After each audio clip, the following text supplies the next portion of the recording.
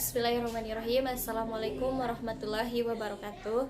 Saya perwakilan dari kelompok 4 akan memaparkan sedikit tentang keterkaitan antara perubahan iklim dan upaya penyehatan lingkungan dengan kejadian penyakit tular vektor toksoplasma filariasis. Pemanasan global terjadi cepat dan mengakibatkan perubahan iklim yang memiliki dampak besar bagi kesehatan manusia. Perubahan iklim adalah perubahan kondisi iklim rata-rata, misal musim kemarau yang panjang.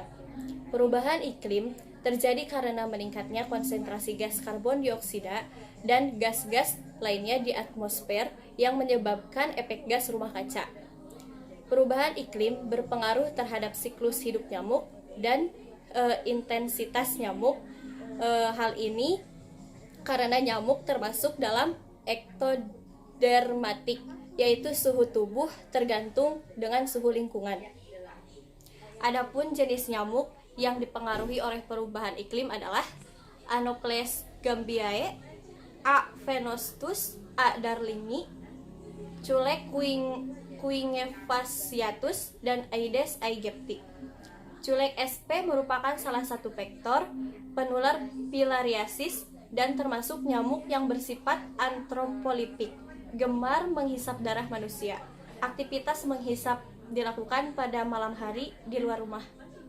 Toxoplasmosis merupakan penyakit yang disebabkan oleh Toxoplasma gondii, yang merupakan golongan protozoa yang sifatnya parasit obligat intraseluler. Infeksi pada manusia dapat terjadi melalui tiga rute transmisi utama, yaitu makanan yang dikonsumsi, penularan hewan ke manusia, lalu ibu ke janin. Toxoplasmosis pada kehamilan menyebabkan infeksi Toxoplasma gondii pada janin melalui sirkulasi uteroplasenta. Ada kolerasi positif yang sangat disignifikan antara isolasi toxoplasmosis dan jaringan plasenta dan infeksi neonatal. Filariasis atau kaki gajah adalah suatu penyakit yang mengalami infeksi sistemik yang bersifat kronis dan menahun. Filariasis adalah penyakit yang disebabkan oleh infeksi parasit yang tersebar di Indonesia. Gejala pembengkakan kaki muncul karena sumbatan mikrofilaria pada pembuluh limfe yang biasanya terjadi pada usia di atas 30 tahun setelah terpapar parasit selama bertahun-tahun. Oleh karena itu, filariasis juga sering disebut penyakit kaki gajah. Akibat paling fatal bagi penderita filariasis yaitu kecacatan permanen yang sangat mengganggu produktivitas.